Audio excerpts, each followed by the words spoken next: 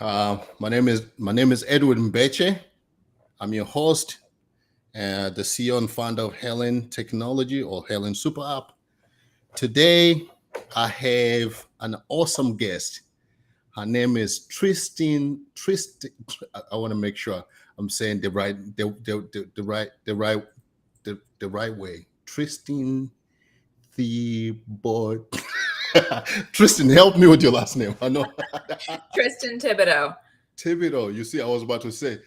You see, you're not pronouncing the H, so it's like I was about to be like Yes, Thibodeau. it's French, so we like to hide those Mhm. consonants in there. That's awesome. You just say French. Do you speak French? I do not, unfortunately, to my grandfather's dismay, I do not speak French. Okay, okay, yeah, yeah, that's good. That's anyway. It's like it's one of those things you can kind of pick it up. Maybe just they got one of those. What are those video things they always say? I can't remember. They were heavily advertising those like you can learn any language, and then they Oh, Babbel or things like that. yeah, Those yeah, hot yeah, language courses. Yep. yeah. Anyway, Tristan, thank you so much for taking the time to chat with me on this, the headliners. Um, so let's do this. Maybe before we jump in, let's create like an idea people to get to know who's Tristan first, right? Can you give us like a little background? Like, where did Tristan grow up? Did you have some good childhood memories? Sell lemonade? Did you cheerleader? Yeah. Well, I come from a very small town in Ohio where my grandfather, my dad, and my mom were all entrepreneurs. So I grew up watching many of my family members be self starters, be those Mhm. individuals that go out and create something for themselves that they can call their own, but also so they have the power and control to impact people the way that they want to impact people. So that was very much with me my entire childhood, that entrepreneurial spirit. And I was always somebody that was looking for ways to make money so that I can go out and have fun at a very young age, go out and do things on my own terms. And so I started working at the age of 11. I actually had a paper route in our hometown. And if you're familiar with Ohio, it gets very cold there in the wintertime. So walking a paper route in the winter in Ohio was not a lot of fun, but it taught me perseverance and it also taught me to stretch outside of the jobs that were available to me. So from then on, I kind of constantly had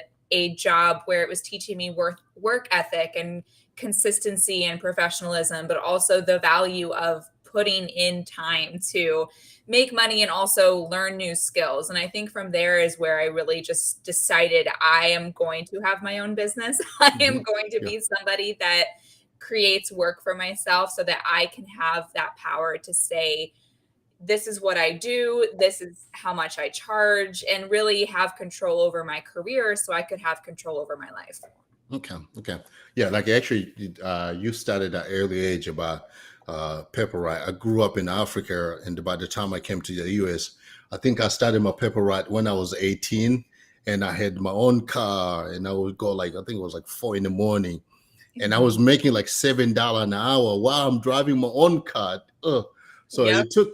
And now I'm an early morning, so I was fine in the morning, waking up and everything. It took like maybe a few months to realize like I was like just in a losing battle. Like I was losing like it's like it was so not worth it. Like from the gas, just my It's hard time. work.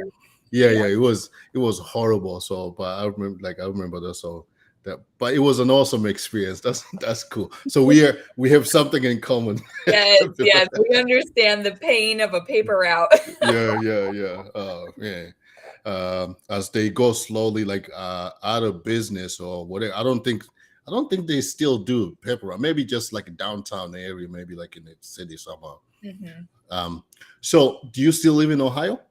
I do not. Now I live in Arizona. So Okay. I graduated college with my Mhm, bachelor's degree in Ohio and then got a scholarship to go to Arizona State University for my master's mhm. and kind of bounced around there from Arizona to Texas for a couple of years. And now we're back in Arizona. And that's where I plan to stay because it's nice and warm and we don't get snow. You like you tread the snow for a warm weather, really nice. Yeah, Yeah. Yeah. that's good. Yeah. So let's do this just in a short, like what do you call like elevator pitch, right? Mm-hmm. Uh, let's say we just met at the airport, me and you sitting next to each other in the flight, and I say, "Hey, Tristan, what do you do?" Mm-hmm. Yeah. Well, what I would say is, well, I'm a brand strategist and I work with companies to help them position themselves in the market and Mhm. also to work on their public image, the way that their customers perceive them. And then I would kind of pause and let you go, oh, that's interesting, and ask me questions. So that, Yeah. that would be the intro to my elevator pitch. But really what I do is I am an expert at analyzing different industries, at Mhm. analyzing consumer trends, and gathering insights from all of that research that I do and providing it to different companies to help them achieve their goals, whether that be with improving awareness or increasing their brand recognition. And overall, this all comes down to brand affinity and brand equity. So how much is your brand worth in the eyes of the consumer? Mhm. And this is a intangible value. So really what I'm working with are the intangible aspects of business that contribute to your growth rate and to all of the revenue that you generate throughout the course of a year. Okay. So, like, when you say like understanding the brands, like, I mean, the consumer behavior, are you talking about is this mixed together with like market research to in order to position that brand image? Like, how do you achieve this exactly? Yeah, there's a couple different tools that I use. So Mhm. you will always get great insights from quantitative and qualitative data about your audience. And that Mhm. comes down to utilizing things like surveys or social listening to gather that quantitative data, but also having conversations with people, getting really personal and asking them deep questions to understand their needs, their desires, their ambitions, and ultimately the challenges that they're facing relative to whatever it is that your company does. So that's the first aspect. The Mhm. second aspect is to really analyze political trends, economic trends, things that are happening in the world at large, so you can understand what is at the heart of consumers, what are they looking to next, what do they need next, given what is happening in the world, given what is happening with the environment, with politics, with all of these different aspects. And Mhm. that's really where you can gather that close and personal data from your community, but also be informed by what's happening in the world at large. So Mhm. you can see where consumers are going to be moving in 2023, 2024, 2025 to really not future proof your business, but prepare you so you can be agile in the market. Mhm. Okay, okay. Now, in my head, I was going all over. Like, I'm like, man, Toys R Us could use you. Like, because a company like that is like they went. I think they went out of business now, right? It's like they are not there anymore. They're like so like, brick. They call what Brick and brick. mortar. Yeah. So, and there are a lot of companies like, okay, I'm like probably a little bit you're a little bit younger than me, but it's like we grew up like on malls, right? Mhm. The mall was like the best thing ever. Like you go to the mall, you hang out, you're like, oh, that was awesome. At least Mhm. maybe you go like once a week, right? Mhm. But to see a lot of malls being closing now, so in my head, I'm like, do you in your branding strategy, can you see a business like that? Can they be saved? In a way, I'm trying to figure like, does this work for a certain business and then other business like what Yeah, you do? Mhm. absolutely. So, what you're talking about really is agility, market Okay. agility. Okay. And when I say that, what I mean is the ability for a brand or a company to adapt to consumer desires rather than trying to grab onto what they've done in the past. And that's an example that we can see with shopping malls or Toys R Us. And you can Mhm. even see this happening with things like Starbucks is a really great modern example of how they try to throw spaghetti at the wall, basically, with some of their campaigns or some of their product developments to see how they can make more money through expanding their product range. And what that does is it dilutes the brand because people don't care about Starbucks flavored liquor like what Mhm. they've developed in the past or Starbucks branded teapots. Mhm. That's not what people are coming to Starbucks for. And that's not what people were coming to Toys R Us for. People went to Toys R Us for the experience that Toys R Us gave them. It's this magical place when you walk in there as a kid that you are overwhelmed by how many options you have and just how it feels like a literal Santa's workshop when you walk in there. And when brands can't adapt to where the market is going in terms of everything's moving online, and you have that in-store experience that you rely upon, you have to think in an agile way about how you can make it worth for the customer to let go of the convenience that they're going to get by shopping online, and how can you make that in-store experience 10 times better than what it's ever been before to maintain that value that customers see in coming into Toys R Us. But also, how can we adapt that to kind of bridge the need for online convenience as well? So that's ultimately things that we see a lot of brands kind of going extinct around. Is I'm of the opinion that a brand can remain relevant for as long as it is willing to adapt to consumer needs. And that's really what I provide to companies is what are consumer trends looking like? What are the market insights looking like? And where are their eyes at? What do they need? What do they want? And how can we adapt your brand to that? Yeah. This actually, as we're talking, like I'm thinking about also this thing that right now with Kanye West, right? Kanye West and the Gap, right? And So it's like they brought him trying to either kind of put relevance to the company, right? But then he comes in, he designed or whatever they wanted him, and then the management or whatever they change his whole vision in something. Maybe he say, well, it was going to sell for $200, but the management ended up selling for $19 because in a way I'm trying to figure when you help company. But because you got to understand also, there's this, I'm not sure if it's egos or whatever it is. Like you're talking to a management, like here you come, you're like, hey, I'm Tristan. I've been in a business helping companies for 10 years, 15 years. And then here's the management guy is like, he makes like, millions in the company. We're like, who are you, Tristan? Kind of like, how do you, the way I'm trying, can you maybe just a little bit explain, like, what do you think something like that went with the Gap and Kanye, where he's trying to, I don't know if you're familiar with that. Are you familiar with it? Absolutely. What we're talking about here is a misalignment of brand vision and brand purpose. So the Gap is a heritage brand. They are not Yeezy. And by trying to leverage the celebrity of Kanye West, they ultimately diluted the purpose and the vision of their brand. And when I say Gap is a heritage brand, I would put them in line with Levi's or something like a brand like that, where they rely on that history of how long the brand has been around.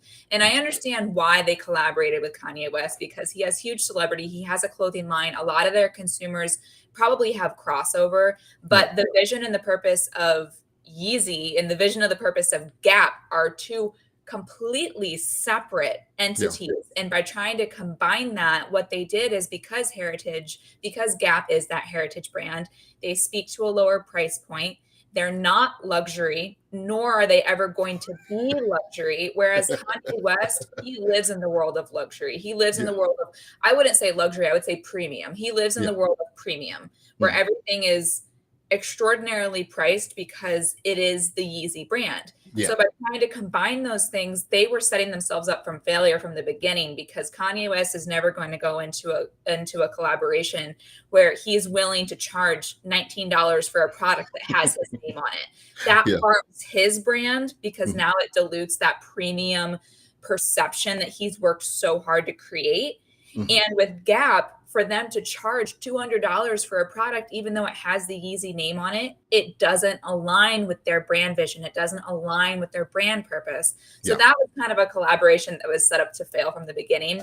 And those are the sorts of things that a really analytical, expert brand strategist can help you avoid from the beginning. Because when you have that clarity and you have those guidelines to say, these two brands actually do not align. Would it help us create visibility? Would it help us generate sales? Sure. But do they align in the short term and in the long term so that neither brand is going to be harmed or compromised? Yeah.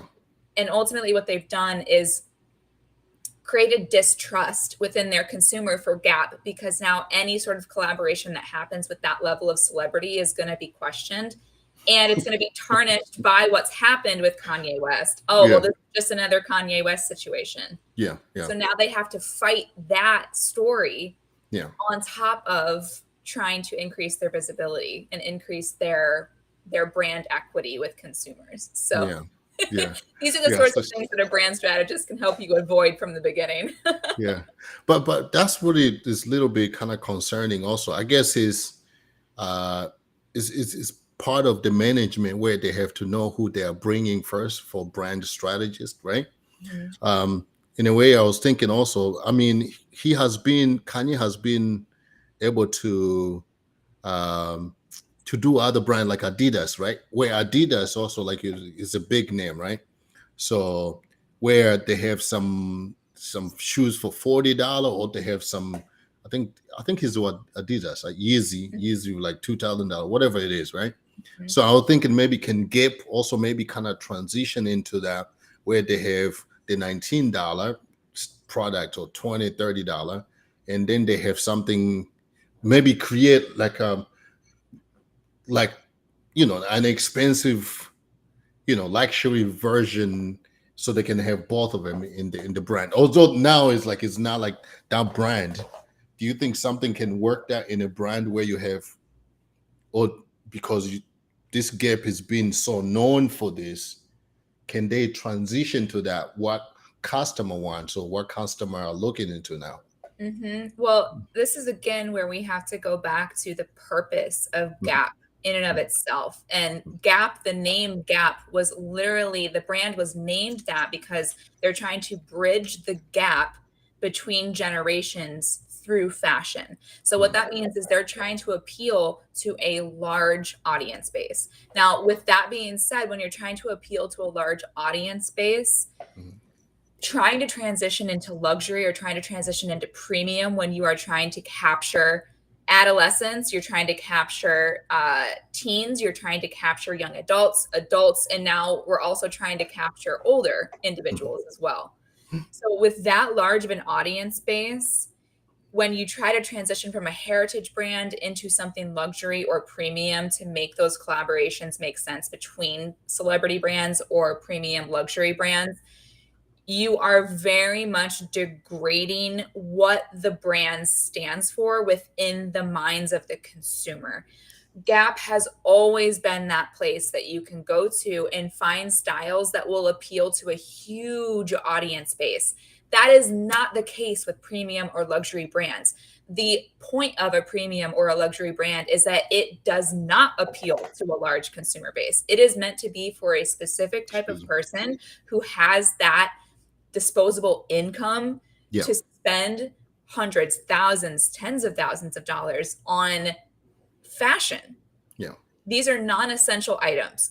Now, something like a really good durable pair of blue jeans, which is something that Gap has created over and over and over again. Like I said, in my mind, they are very similar to Levi's, where they come down to quality, they come down to trend, but also durability and longevity of the product. Now you're talking about increasing this in the minds of the consumer to be a premium or a luxury, which is non-essential. So you are completely destroying the purpose of what the brand stands for in the minds of the consumer. And there are hundreds of ways for a company to increase its brand equity that go beyond stepping into luxury or premium, because that in and of itself has a very specific space in the minds of consumers. And you don't want to confuse and you don't want to dilute the power of the brand by trying to transition into something that you simply are not. Gap will not be a premium brand. It will not be a luxury brand, because when it started decades ago, it launched as that everyman's brand. And now they're trying to step into premium and luxury. It's simply not going to happen for them. And it's actually going to do them more harm than it is good. So this is where you really have to know the arena that you play in and be smart about the moves that you make within that sector of the market. Okay. Okay. So give us a little bit of history before with starting. Uh, it's called Wild Womn Haus, right? Can you say again? Yes, Wild Womn Haus. Yes. Yes. Yes. Okay. Wild Womn Haus is the name of the brand strategy and design agency that I founded and that I run. We are a team of all women experts. So we specialize in the worlds of brand strategy, brand design, copywriting, marketing. And really, what we aim to do is work with female founded brands and female experts who want to position themselves in the market as powerhouses. They want to step forward and really elevate their image. And so, what we do is we work with businesses on a couple different levels, whether you are looking for somebody to come into your business and help you create a strategy that your in-house team can implement, or whether you are looking for a completely done for you experience where we provide a wraparound agency experience where we create the strategy for you and then we implement it for you. So really what we do is help businesses to grow and expand and become irreplaceable in the minds of their audience. Okay. With this, so with this, when you started, how long this company you started first? When did So you we start? launched. We launched the agency at the beginning of 2022. I've been working as a brand strategist for the past couple of years, but we pulled all of the experts in our team together at the beginning of 2022, and the growth that we've experienced this year has been absolutely insane. And I really lend that to the fact that we are clear on our vision, we are clear on our purpose, and we're clear about who we're for. And so right from the beginning, we were able to come out strong. And if we didn't do that, it would be a problem because that's what that's what we help companies do. So the proof is really in the pudding. Yeah. No. Like, actually, that's good, because if you started a while back, by now, even for you to be like, okay, 22 and 22 in the beginning, so now I'm ready to add people to your company, right, to the agency, and from there, like, what is the criteria for hiring? How did you be like? How are you picking people to join your agency? Are this coming in as like the co-founder? As you hiring them as employee? How are you bringing them to your team? This is such a good question because it goes back to brand strategy. And when you are the CEO or the founder, you are in a hiring position or you're working with HR who will be hiring for you. You need to be clear on the culture of your company. When you hire based on the culture of your company and based on the culture of your brand, you are far more likely to recruit individuals that share your values, align with your vision. Where do you want the company to go? What type of change do you want to create in the world? But also people who are excited about your purpose, not just there to fill a role, but they align with where you want to go and what you want to serve. So when it comes down to hiring, that is the basis for how I bring people onto the team. And just to be clear, we are a collaborative agency. So what that means is we are a team of subcontractors. And this is also called a Hollywood model agency, where you basically source from the best of the best so that the customer has a choice of who they want to work with within your team. And that really provides a greater customer experience for the client that we're working with. But also it gives the opportunity for alignment to take place on our projects rather than just providing whoever it is that we've employed. So that subcontractor model has really helped us to create these extremely aligned, customized projects where everything gets delivered on a basis of understanding the vision that's meant to be brought forth. But to kind of circle back to your question, we hire and we subcontract based on culture. We subcontract based on shared values and shared vision. And that really has to do with being willing to have a lot of conversations and being willing to get on the phone with people that may not be a good fit and being willing to say, hey, I think you'd be better fit somewhere else. Or, hey, I think we have a lot to create together. We have a lot in common. So hiring for me has always been a willingness to get to know people and for them to not be a great fit or for them to be a perfect fit, and then to have those deeper conversations about what it looks like to work together moving forward. Okay. So in like, my mind is going all over the place. I'm like, why is it better? Like let's say I'm a founder of a company. Like, okay, I have my own company and I need a brand strategist and I need design, I need content, I need this. So instead of me coming to sorry, I'm gonna say Wild Womn Haus, Yep. right? Mhm. Instead of me coming to your agency, why not just me go to, why is it better for me to come to you instead of me going to a marketplace like Upwork or Fiverr and things like that? Okay, so if you have a company and you Hmm. are not just a solo entrepreneur, Yeah. at that point, you should not be using things like Fiverr or Upwork. The reason being is because you are going to spend a lot of time, money, and energy Mhm. trying to explain your brand to a person that has never touched it before, that does not understand your guidelines, your vision, your purpose, your culture, your values, the value that you're offering. When you go to, and not to say never use those services, because when Mhm. you are in that bootstrap phase and you are a startup, you're scrappy, you're trying to cut costs, Yeah. absolutely, because at that point you need the assets, you just need the work done. But when you're at the point of having a full-fledged company that has built a reputation, you have built that brand awareness, you have put in all of that time and energy and money to make sure that your image is being expressed the way you want it to be expressed and the way that aligns with the purpose of your company, you don't want to risk having that miscommunication, whether Yeah. it's through actual miscommunication or design miscommunication or implementation miscommunication. Mhm. Because now you have to backtrack. Now you have to spend extra time to go back and course correct and say, this is actually not what I want to have happen, or this is not the way that our brand looks, or this is not the voice that our brand speaks with, or these are not the places that our brand is meant to show up. Now you have to spend more time and energy, which as an entrepreneur is money. Now you're wasting money to try and realign the work that could have been done by an agency that lives and breathes alignment and vision, that can come in and understand exactly what you're looking for. And not only that, but take the time, that is Mhm. willing to take the time to understand and make sure that you are on the same page before you implement.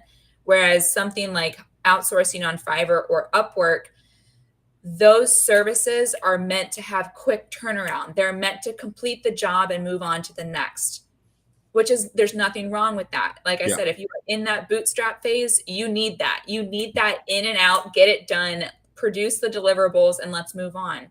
When you're at a company phase, you need somebody that is going to understand exactly what the purpose and the vision of your company is and what the purpose and the vision of your brand is, so that there is that seamless implementation. Actually, you just hit it like in the head, like really perfectly, because you're right. Like I have used some those services, right? And from just my experience in the exactly you mentioned is like sometime is like because you like for your agents will be perfect because once I come to you, I explain once or twice, then you know what it is. You start learning about my brand, you know the mission, you know everything. But dealing with freelancer like that, I have done where it's like you either like you're doing someone maybe doing like a PR or someone doing a design, and you keep explaining every time you have someone. You keep explaining, and sometimes you might be like, okay, this person has done good job for me in the past. Let me go back to them. You go back to them. They're like, oh, I'm busy. I got too much stuff in. So now you gotta find someone else to start again. And then when you explain to them they finished the job and then you're looking at the job like, oh, you didn't get it. Like so now you gotta go. So it's like, yeah, you're right. I can see what you're saying, which is perfect using like an agents like you where they get to learn about your company and just kind of take it from there where and then you get to deal with like if like it's hey Tristan, I have another project, and then you know exactly. I don't have to explain to you again. It's just like, oh, this is the project. That's it, and Right. you kind of take it from there, which is awesome. So what kind of company do you also work with? Startup? I'm talking about like just like, hey, we just started, or we don't have funding yet, or we just um, uh, yeah, like let's say something like that. There are a few questions I want to ask into that, but let's do it at first. Do you deal on the company that are already funded, or do you deal with company that they're just starting, scrapping, like maybe a team of 3 or 4 people? hmm The Mhm. majority of our clients are established businesses and Okay. established companies. And the Mm. reason for that being is we are able to be far more effective as an agency when the company or when the entrepreneur has capital to put behind all of the work that we're going to be doing. With that being said, we have worked with a few startups when there is alignment Mhm. between what we do as an agency and with what the startup is trying to do as a company, namely being, if you are out to make a huge impact in the world and if you are out to create change in the world and you simply need somebody to come in and help you take those first initial steps, absolutely. If you are looking to just sell products for the sake of selling products or to sell services for the sake of selling services, we're not interested. And we're very Mhm. clear and blunt about that, because if you're looking for somebody to just help you make money, we're not your people. But if you're looking for somebody to help you, yes, make money, but also make a difference in the world, well, now you're talking. Now that's something that we can sink our teeth into, because you have a vision, you Mhm. have a purpose beyond just Vision and generating purpose. income Yeah. and revenue. And Yeah. it really comes down to, are you clear about your purpose and are you clear about your vision? And is it Yeah. something that both scares you and excites you at the same time? If you have that, that's when we are willing to invest our time and energy into you as the entrepreneur, because you are going to withstand the trials and errors of that startup phase. It is scrappy. It is a bit of a dogfight when you're first getting started. And Yeah. as an agency, we need to know that you are thoroughly invested. And that's where that conversation of what is your purpose, what is your vision, Yeah. has to take place before we say yes to working with a startup. Okay. So, yeah, my head was all over the place. So, which is so the purpose, the mission. So, I was thinking about like you probably you would not, of course you don't work with male founders. I was thinking about you watch Shark Tank. I do. Yep. So probably you would never work with Mr. Wonderful to No, help. no, not so much. That's funny you bring up Shark Tank, because my friends call me they call me Sharky because they think I act like Barbara. Barbara Halter. Yeah, I love her. I love her. She's awesome. So, um, I know you mainly focus on female founders, right? A female-owned company. And what if the company has a founder who's a male and also a co-founder who's a female? Mhm. Does that kind of cancel, like it become like, okay, you have a female co-founder, or does it like, no, we don't want to just kind of focus on female? That's a funny question. So let me be clear about why we only work with female founders. I want to just see how Arizona changed you, Tristan. Like, like where we like, I don't want to like help male founder on the female, and I'm like, oh, this Arizona people. Oh no, I'm just- and this really comes back to my vision, yeah, honestly, yeah, is working with women has a lot to do with the inequities that women face in the world. And from my experience watching family members who are women be entrepreneurs, and also working with so many women to own businesses, I've seen the unique challenges that women face that male entrepreneurs, not to say they don't face, but it's disproportionate. That there are certain challenges that women entrepreneur faces that the male entrepreneur may not. And it comes down to, honestly, wanting to see more women on the cover of Forbes, wanting to see more women on the cover of Entrepreneur magazine, wanting to see more women in positions of power, because when that happens, that's when more doors will start to open for the women that want to bootstrap a startup and maybe don't have the social power or the social credibility to be able to do so in smaller countries, or races that don't experience the same equality that is inherent to just being a human. Women tend to face a lot more of those, and that's ultimately why we have positioned ourselves as a female founded agency by women for women. There is no prejudice whatsoever towards men. Men are incredible, and it has nothing to do with disliking men or being mad at men or hating men. It has more to do with, we want more women to have the freedoms and the choices and the social mobility and the market mobility that male entrepreneurs historically have had. So that's our reasoning. So to come all the way back to your question of what if there was a male and a female, or male identifying and female identifying, I don't want to misgender anyone. Yeah. If that was the case, it would really come down to that specific relationship. What does that specific relationship look like? Do they have a strong vision, and do they have a strong purpose? That's really what we care about above everything else. And we have turned down opportunities to work with male-founded businesses for that reason, that we didn't believe that there was enough of a vision or enough of a purpose, but also, how is this going to impact women? How is this going to support women? So that to answer your question really comes down to vision and purpose again, like I've been saying this whole time. That's what we care about. Vision and purpose. So I was listening to, like, and I completely understand the ratio of female founders comparison to male founders, and also like even just the because the industry, even like the investors of venture capital, which is like run by just male, whatever, and like they like, I was listening to Sarah Blakely. Was Sarah Blakely? Yes. Yep. So she's talking about how she used to approach investors, and the investor did not get it. Like, and then like later when the company is doing good, then they're like, the investors start coming like vouchers, like that really didn't not understand it, but they just were like, oh, it's money here, it's money here. Mm-hmm. But I can completely understand. So there's this thing also, like, do you see, or do you end up dealing with a lot of female founders? Because there's this thing also is always saying, it's like a what do you say? It's like a rumor, or it's like a something where you say there's not a lot of female founders because women, they are more of they like stability, right?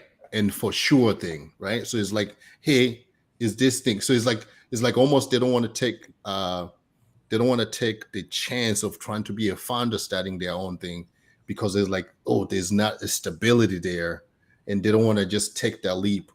Do you understand what I'm trying to say? I'm not. That's what it's. I'm not saying that's what I'm saying. I'm just saying that's what it almost people make it sound like. Mm-hmm.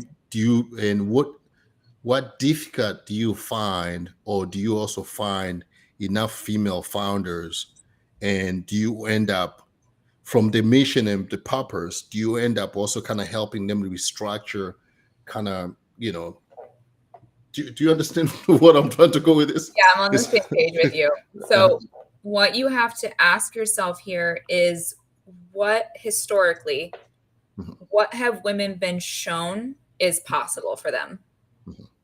And what we've seen is a lot of, and this is seen all throughout the world, this is not just America, we've seen specific gender roles become created for women and for men. So what that means is women have historically been required to be the care provider. They've been required to be the mother. They've been required to be the nurturer. And I'm here to tell you that not all women enjoy that role. There are certainly some women that love that role, and that is what they're designed for. And that's beautiful. And there are some women that detest that role and that are not made for that role and that are meant to be fierce in different ways. Being a mother or being a wife, that's a fierce role, but also being somebody that goes out and creates change and leads a movement and has a voice, that's also incredibly fierce. And the women that approach our agency are the women that have that special version of ferocity. They come in because they have chosen a different path for themselves than what society or their family or their religion or their upbringing has taught them. And we're actually starting to see in the States a huge cultural shift where people are choosing to be childless. Women or female bodies, reproductive bodies, people are choosing to be childless so they can pursue a life beyond what their culture or society has taught them and ingrained into them. And so, to answer your question, I certainly think there are women that want that stability and that want to feel safe and want to feel provided for. And there is nothing wrong with that. I think that is a beautiful balance that you can form in any sort of a relationship. And there are women who know how to create that stability for themselves, who have learned through trial and error or through struggle and challenge or through watching women that have gone before them that have chosen a different path aside from being a mother or being a homemaker, that there are other options and that you have to decondition what you've been taught it means to be a woman. And so it really comes down to the courage of the individual, but also the ferocity of the individual to choose something different and to not make themselves wrong for choosing something different than what the world tells you you need to be. Okay. That's awesome. So I have a few questions before we go. And in my head, I was thinking too, like what I will do. I have a daughter, and I want her to be whatever she wants to be. Like Awesome. I want her to run the world. So I can see, like, I want to be like, what? You blocking my daughter? Because she's a woman? I'm like, I'm gonna choke you. That's But good that you have that perspective because you have a daughter. You understand. Yep. yeah. So so let's talk about when you start talking to an organization, right, for brand strategy. What do you look for in a company? I know, like, the poppers, right? So do you end up working with their market? Because at this time when they're hiring you, maybe they don't have a brand, like a chief brand officer, or they don't have like a brand person in their company, right? What should be at least the requirement for them to have in there, not just the poppers and the mission, like you should, if you go in there, be like, hey guys, you should at least have this, Mhm. not just the poppers and the mission. Should they have a marketing department? Should they have something like that you look for in a company when you're about to join them? Yeah, it really depends on the scale of the Okay. company. So if we're working with somebody that maybe has a smaller team, Mhm. we can come in and help you implement brand strategy no matter your size. The long-term goal is for you to have a branding department, a sales department, a marketing department, an internal communications department that handles how everybody in the company communicates on behalf of the brand. Yeah. But then also, obviously, your C suite and your HR. So that is the bones of what any sort of startup should be aspiring to scale to Yeah. as they grow, because what that allows for is for compartmentalization of different roles within the company so that each segment can really excel. And no matter your size, you want to start thinking in that way. You want to start thinking about, what is my role if you are the CEO? What is my role as the CEO? You may have to be the CBO, the chief brand officer, while you're scaling. You may have to be the marketing team. But over time, the goal is to either outsource those to Yeah. a team that you are going to work with consistently so that there is that thread of alignment and clear communication, or you want to hire on, whether you're subcontracting a team or actually employing a team of people that can specialize in those roles. So when I come into a company and they are looking for improving their internal communication with their employee experience, they're working on improving their brand experience and their customer experience, I want to look at what roles each person is filling and then offer solutions for bringing in a marketing expert or bringing in a CBO or giving somebody within the company the opportunity to fill that role if they're fit for it. Yeah. So ultimately, you need that segmentation, you need that compartmentalization, because that's going to allow for better communication throughout the entire company, but also better results. So to kind of circle back around to your question, when I come into a company and I'm offering them suggestions, my primary goal is on the customer and on the internal team communication in terms of carrying out the brand and making sure that the brand is understood thoroughly. So there's really no cut and dry answer to what you're asking, because it depends on the size of the company. It depends on, do they have money to bring on another person? Do they have money to advance somebody in their team to a higher paying role where they have more responsibilities? So it really comes down to how well organized are we and what do we have the capability to do next with the money that we have? Okay. So in a way, like from where I was understanding, just my understanding. So you can come in where you do it all, like where you do everything for them, or you can come in as an extension for the company, even if they have a branding department, right?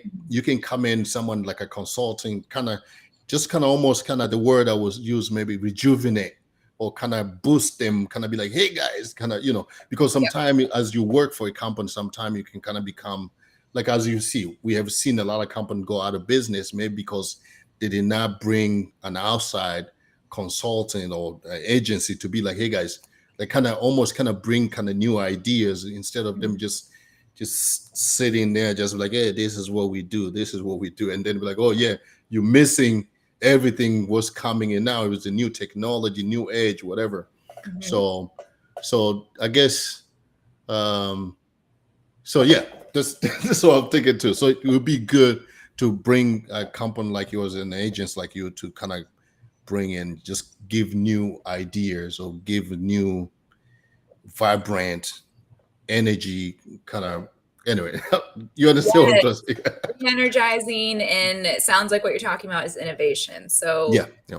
moving the company forward through disrupting your industry, creating new ideas, and really positioning yourself as a thought leader within your industry or somebody that is cutting edge. Absolutely. Will always bring life back into your company. Let's do this. Hopefully this you can save and just publicly, like, what's the budget should a company at least have, and for how long? Can the company be like, hey, I just want to hire Tristan and her agency to come in for 2 months, for 6 months, for 1 year, and how much budget should I put together for, and for how long? Yeah. So if you're looking at a brand strategy approach, you're not talking about, let's say you have a design team that you work with, you have a copywriting and communications team that you work with, and that's all in-house for you already. If you're looking to bring in just a brand strategist, anywhere from 7,000 to 12,000 is probably a good number to keep in mind. Now, That's a month, right?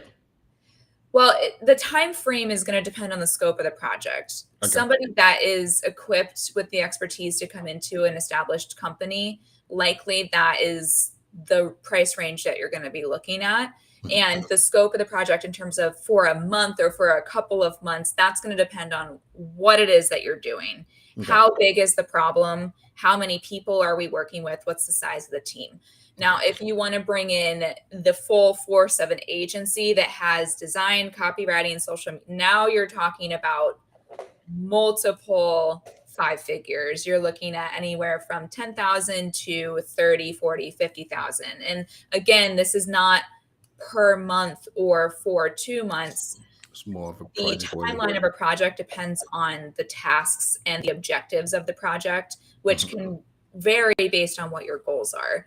So just kind of to put a number in people's heads of what to expect. And this kind of filters out certain types of businesses. And like I said, we work more effectively with bigger businesses that have that type of capital to put behind an investment into their brand.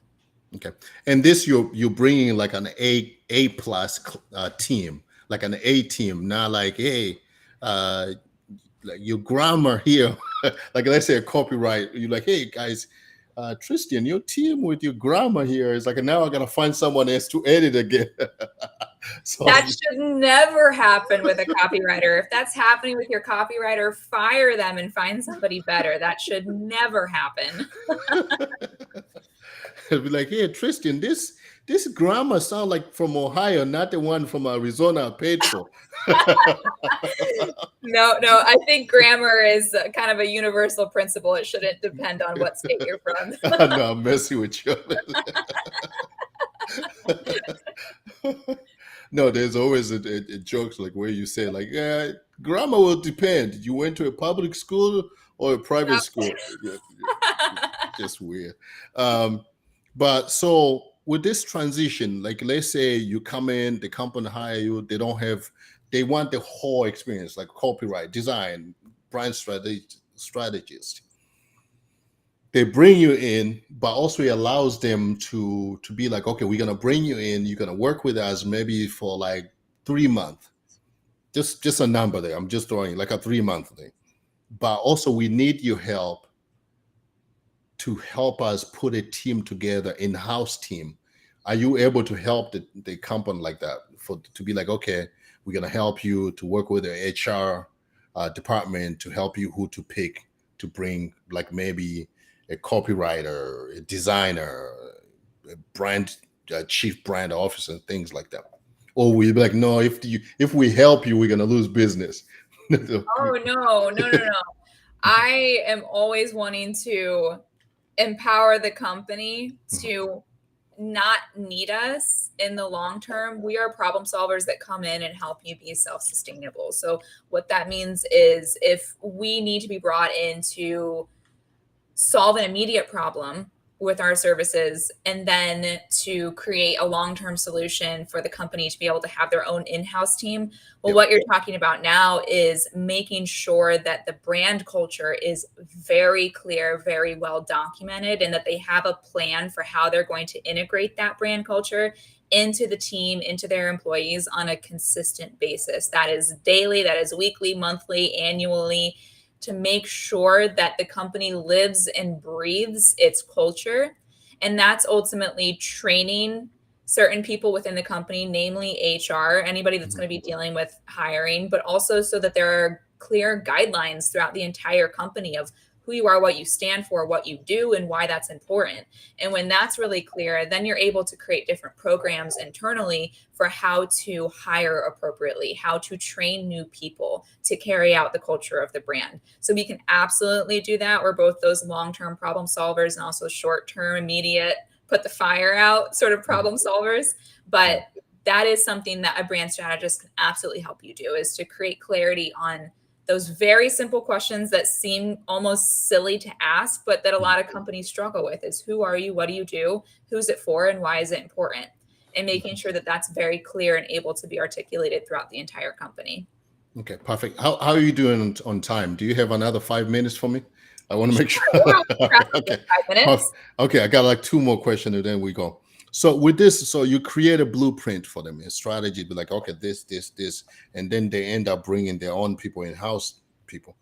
So would I say, do you end up like maybe a year later, you have to create something like, hey guys, I'm going to check on you a year, right? Because sometimes like things can become, if that's a word, stigma, right? Like they can become like, almost like, there's almost people like almost just kind of, they are just doing back to back or whatever strategy you create for them. But things are changing, as you know, like the world is changing so fast, everything.